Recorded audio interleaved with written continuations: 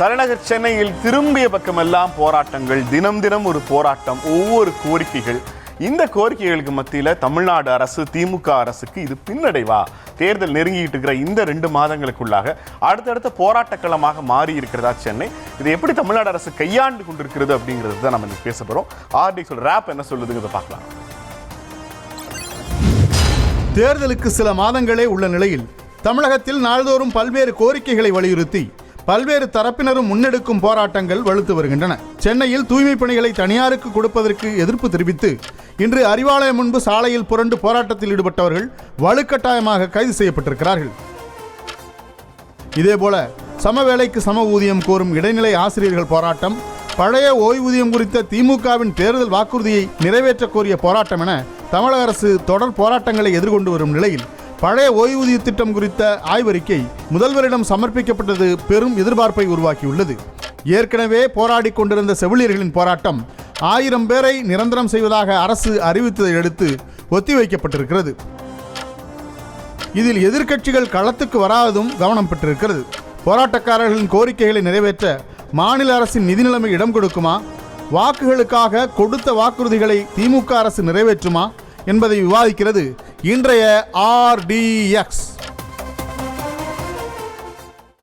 எந்த கொம்பனும் குறை சொல்ல முடியாத அளவிற்கு ஆட்சி நடத்தி கொண்டிருக்கிறார். நம்ப வச்சு கழுத்து எடுத்துட்டீங்களே, நம்பிதானே ஓட்ட போட்டோம்.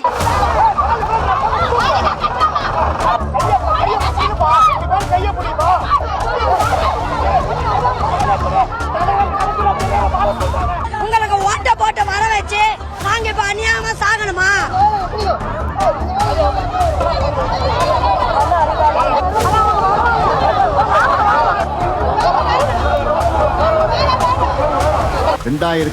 தேர்தலில் மக்கள் அளிக்கக்கூடிய தீர்ப்பு தான். இனிமே 2026 யாருன்னு நாங்க காட்டுவோம்.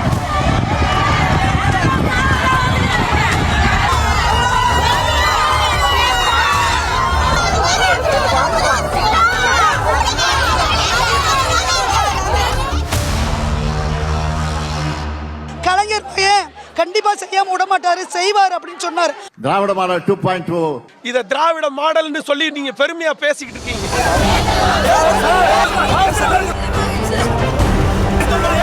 16 ஆண்டுகளுக்கு நான் போராடி வரேன் சார்.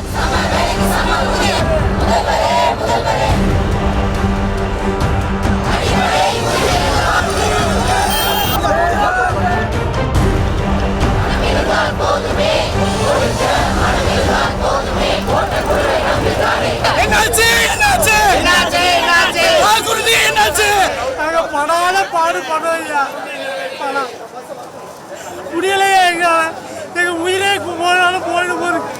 உண்ணாவிரதம் இருந்தோம், முடியல.